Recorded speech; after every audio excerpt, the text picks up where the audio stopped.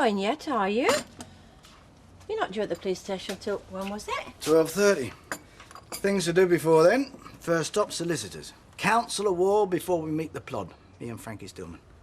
Is that a good idea, taking your solicitor with you? I mean, won't it look like you've done something wrong? Well, I've tried going alone, haven't I? You know, the man with nothing to hide. Well, here I am, officer. What do you want to know? Ever since the factory burnt down. Doesn't seem to be doing me any good. Shall I come with you? No, you stay by the phone. You'll hear whatever you've got to hear. I'll either get Frankie to phone you, or I will. That's if they charge me. They won't charge you, will they? I don't know. What else could they want me for? Oh, hello, Judy. I just wanted to come over the road and, well, are you busy or anything? No, come in.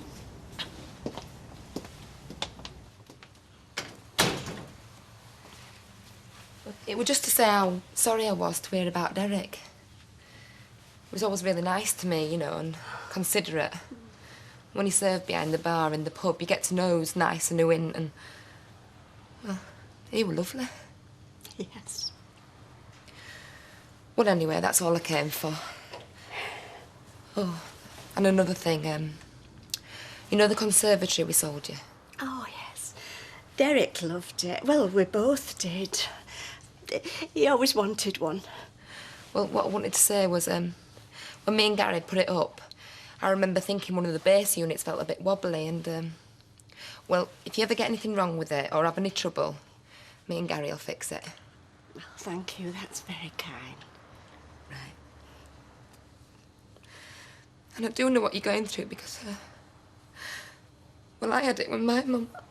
Oh. I'm sorry about this. Oh, no. Oh, don't say that. You have to weep. You have to grieve. Gary says I've got to get over it and get on with my life, and he's right, but I just can't seem to put it behind me. No, but you will. Oh, yes, you will. You can't just lose somebody you loved and make nothing of it. There were things I wanted to say to her, and I didn't get round to it. I thought she'd always be there. Oh. Oh, come on, you'll be all right. You're all right.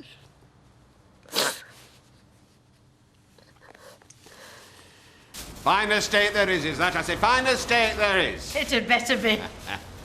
Now, if that doesn't put a twinkle in the old man's eye tonight, apply to me tomorrow. I can't say fairer than that.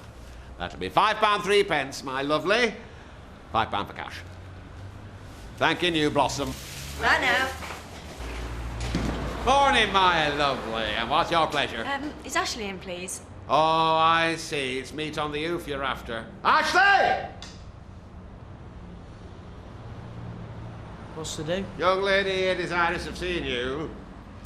Hello, Ashley. Oh, it's you.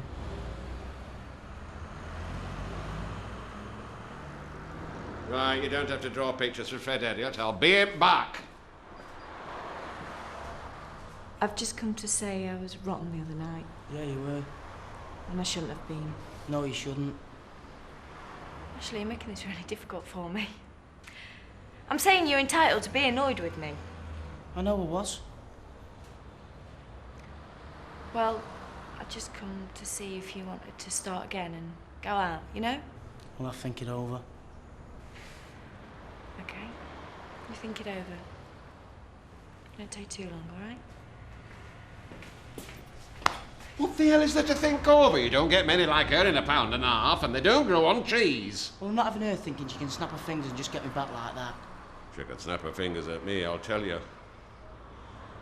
You were very cavalier with that lass. I say you were very cavalier. You get it while you can, lad, because I'm telling you, life's too short. Look at poor Derek Wilton. They say every offer you've ever passed up flashes through your mind just as you're going. So think on. 12:30, you said. How much longer is he going to keep us waiting? Don't let him get to you. I expect that's what he wants. I've a good mind to walk out. Now, that's definitely what he wants. Mr. Baldwin, sorry to keep you. Yeah, I bet you are. I'm Frances Stillman, Mr. Baldwin's solicitor. I see. Well, come in.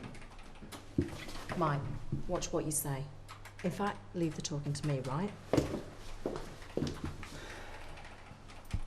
didn't mean to take up all your time like this. You're very welcome, Judy.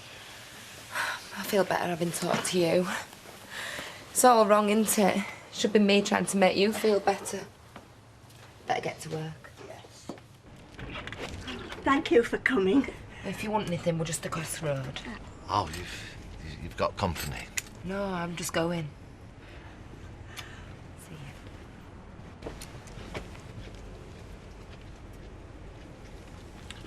I've got some of Derek's things here. I went through his desk in the office. Come in.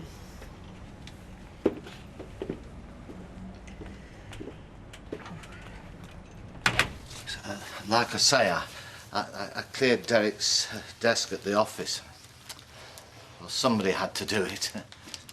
Just his personal effects, of course. How are you feeling? Much as you'd expect me to be feeling. Yes.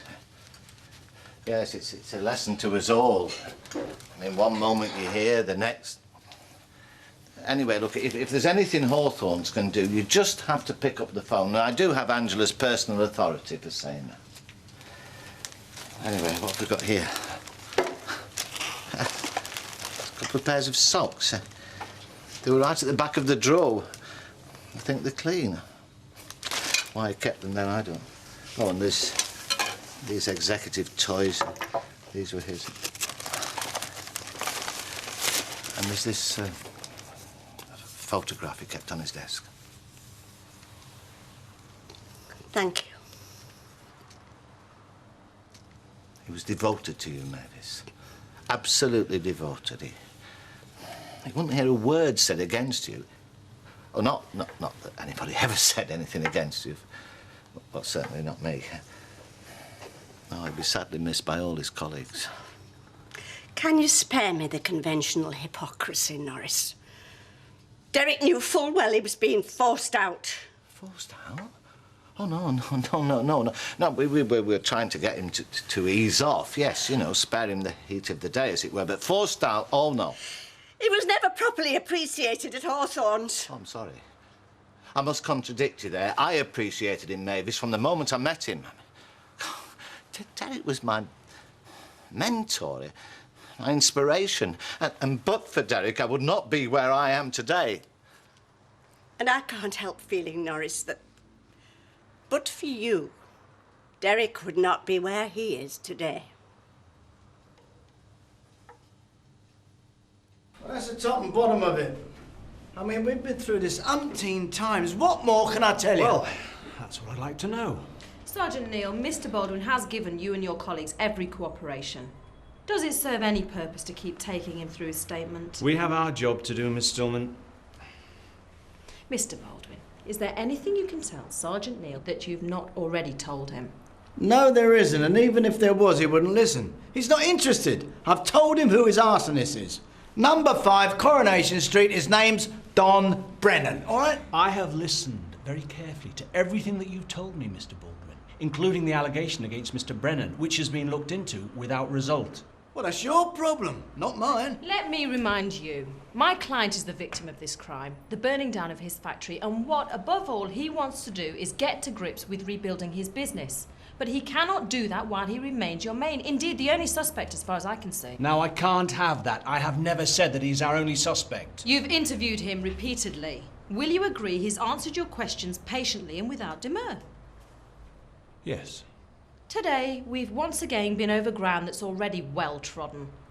I must ask you this, Sergeant. Is it your intention to charge my client with any offence? No. Thank you. This file will stay open. We will, of course, continue with our inquiries. We expect you to. I also expect you to confirm this is my client's position as and when the insurance company get in touch with you. Right, Mr. Baldwin. We needn't take up any more of the Sergeant's time.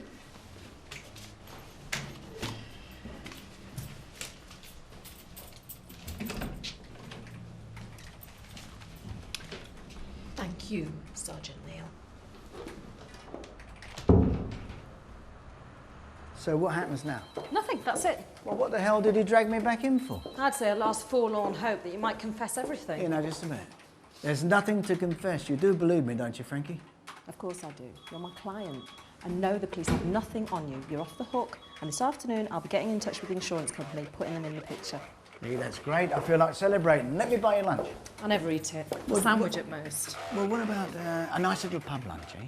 And I know just the place. Believe you me, it'll be a pleasure.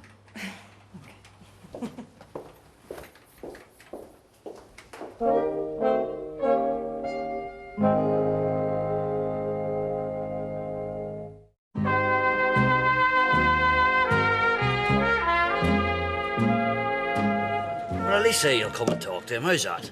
Well, if it'll make you any happier, OK, but I tell you now, I don't think it'll do any good. Right, come on. Let's get it over with. Innkeeper! Your presence is required. Yes. Oh, come on, Mike. Have you got no smaller? Smaller is not good enough, my son. Stick it in the till and when it's got applied to me. Drinks for anyone in the pub that wants one, including yourself, starting with a large scotch and Frankie. Tonic water with ice and lemon, please. Oh, no, come on, have a proper drink. Don't tempt me, Mike. I've got work to do on your behalf this afternoon. Oh, yes, so you have, landlord. I would like you to meet the best solicitor in town. Francis Stillman, Frankie, Jack Duckworth, the thinking man's landlord. Solicitor, is he kidding me? No, I'm afraid not. You mean, even looking like you do, you went to all the trouble of getting yourself a trade? Hey, careful, careful. Vera's in the area. Vera, have a drink with me, my love. I'm celebrating. Ah, what have you got to celebrate? Well, I'm glad you asked me that. The police have very kindly informed me that they are not accusing me of burning down my factory. You must be good. Listen, if you ever feel the need of getting rid of the wife in a hurry, will you handle it for me? Hey, sorry, not my line of business. No, she only handles innocent people like me. Is Mr. Brennan not in today, then?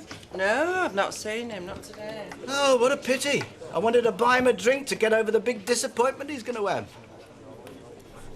Look, I've had all the lectures off him, all right? Andrew, please, will you please just listen to your mother for a minute? Why should I, Dad, eh? I have no desire whatsoever to be told that I live my life by somebody like you. Oh, somebody like me? Well, whatever you might think of me, I'm still your mum, Andy. Oh, yeah, I know that. And I don't want to see you mess your life up. Well, you've already done that for me, Mum, thanks very much. What does that mean? Look, if you don't like the way I am, fine. But you ask yourself whose fault it is I'm the way I am, eh? Have you finished? Is that it? I could say a lot more. Well, don't bother. I am sick and tired of the men in this family, or should I say, so-called men. Oh, come on, Elizabeth. No! I'm going to say something now. I've stood a lot of abuse from you two in my time, for one thing and another. Mainly because I don't sit at home knitting or doing a jigsaw every night, but I go out. And yeah, sometimes I actually talk to men. And I've done some daft things and I make some mistakes. And I might make a complete mess of my life. But at least if I do, you won't hear me blaming either of you two for it. It'll all be down to me. Yes, me! Elizabeth, we understand. Shut up, Jim! I'm only going to say this once, but I am going to say it, right? Neither of you has any right to blame your messed up lives on me. Or anybody else for that matter. It's your fault you live your life the way you do. It's your fault you're where you're at now, and it's your fault you were in prison. Same as it's our Steve's fault, that's where he is right now. And as for you, well, if you want to suck your thumb and feel sorry for yourself, don't kid yourself, it's anybody's choice but your own.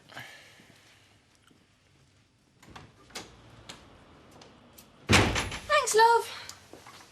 Right, that's it. We can lock up. Oh, it's been a long day. And hardly an interesting customer all day. What you mean is, Big Ron's not been in. I mean, no such thing. Oh, come on. You love it when he comes in here and chats you up.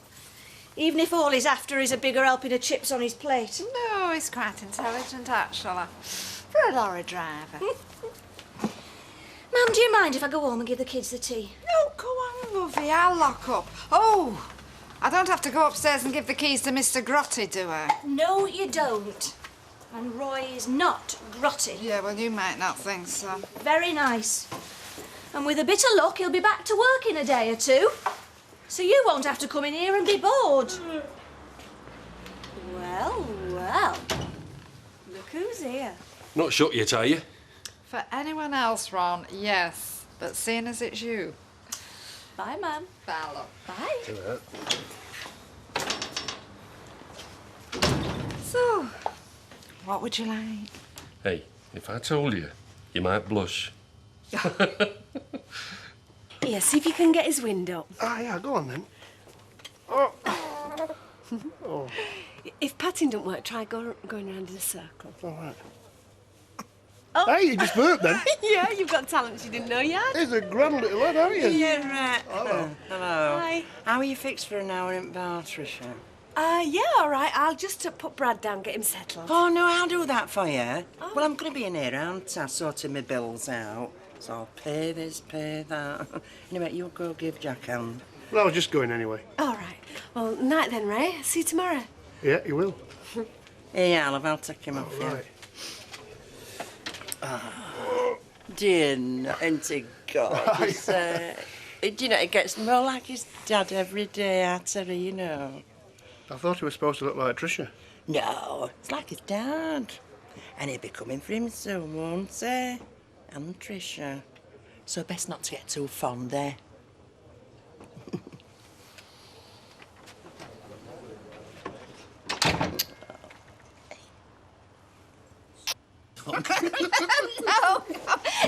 No, now come on, we've had a laugh, and I've got to be closing up. The first time we've been on a road and you're asking me to go. I tell you what. What? Give us a good night kiss. Oh, no, don't be naughty. No, I'm locking up. Oh.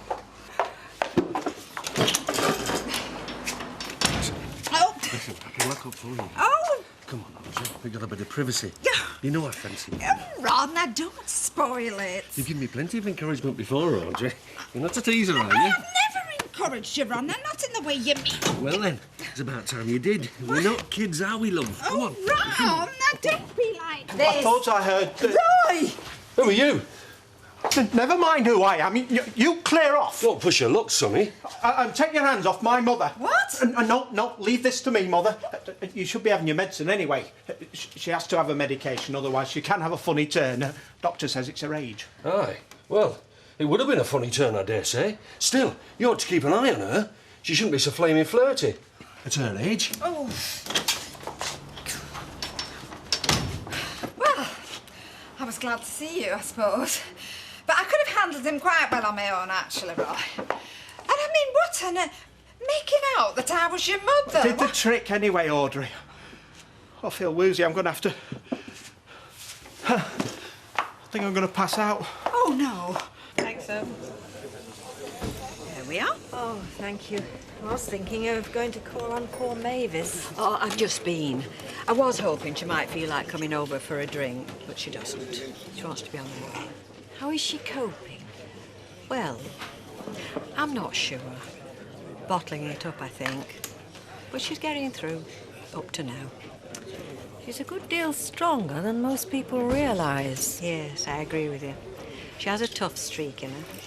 Well hidden, usually. Well, now she's going to need it. So she read him the riot act, did she? Oh, him and me both. Trouble is, Willie, I don't know whether it got through to Andy or not. You having a drink with us, Jude? Saving money. Oh, what should I save up for? A pram? Playpen? You need something to save up for, you know. Will you give it a rest? Especially in public. Give it a rest? It's had plenty of rest. In fact, it's had nothing but rest lately, has it? Hiya. Hiya. Do you fancy a drink? Well, it depends what you're going to say to me. Well, how about... Game if you are. All right, then. Should we just start from the beginning? I'm all for celebrating, but I'd sooner it was somewhere else. We will be soon. Indulge me. I want to put my face about a bit. Do you know what I mean? Well, I should right now. Landlord? Yes. A large scotch and a G&T for my lady wife. You still celebrating? Even more so. This afternoon, via my solicitor, that the insurance company is paying out in full. Now, come on, Roy, drink this. Then I'll take you up to bed. I forgot me... What's going on? No, this is not what you might be thinking, Gail. I can assure you there is nothing untoward going on between me and your mother. Oh, Roy, as if. It's something and nothing, love. Allow me, Audrey, Mrs. Roberts, I mean. Lying in my sick bed, I thought I could hear strange noises down here in the cafe. I come downstairs and here's your mother in difficulties with a customer. A rough customer would be a fair description. You mean Ron, the truck driver? He's not mauled you about, has he, ma'am? He was just trying his luck, that's all. I mean, I never gave him any encouragement. But you see, Roy, some men do find me attractive. I can't help it. It's a burden I have to carry. I'm sure you would never encourage that particular type, Mrs. Roberts. You know the type, Gail. Lowest of the low. They'd have a go at anything. Well, I'm sure me ma'am's very grateful to you, Roy. Aren't you, ma'am? They'll try it on with any woman, and they don't care how old or what they look like. Yes, all right, Roy. Thank you. Thank you very much. Yeah, it's past old Tricia, love. Takes after his dad for that, you know. Oh, I go to sleep, no bother, as long as he had a full belly. I just could take after Jack, I suppose. You ready for a refill? Oh, I'd rather go for a meal. Oh, all right then, when you're ready. Well, well, well, Mr. Brennan, I presume. Just leave it, Mike. What do you mean? I just want to show my gratitude by buying Mr. Brennan a drink. I'll buy my own drink. Pint, please, Jack. Oh, you obviously haven't heard the news then, and I really am grateful to you. What are you talking about? What news? Well, the police are off my back. Official. I've been crossed off their list of suspects. I don't know if you have mine. Listen, Bob. Mind you, I don't care. It wouldn't matter to me if you got away with it. Lay off him, Mike. What do you mean? I just want to show him how appreciative I am for him doing me a favour. Do you a favour? That'll be the day. Yeah, and what a day it was, eh? The day you got me out of trouble, eh? The VAT men were after me. The standards people were breathing down my back. I was facing bankruptcy. Until you set fire to me factory. Yeah, so you say. It was nothing to do with me. Yeah, burnt all the evidence. Now no one can touch me.